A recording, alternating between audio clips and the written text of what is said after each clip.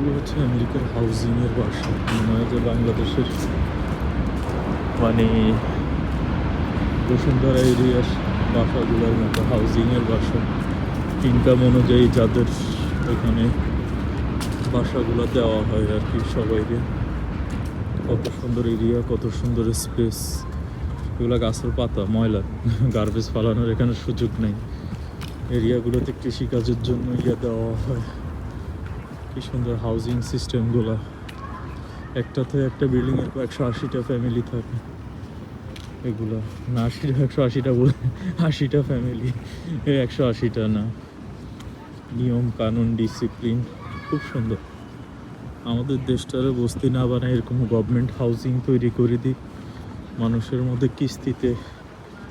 এগুলা মানুষের মধ্যে দেওয়ার সুযোগ করলে মানুষ এগুলোর মধ্যে থাকার চেষ্টা করতো সবাই কম বেশি।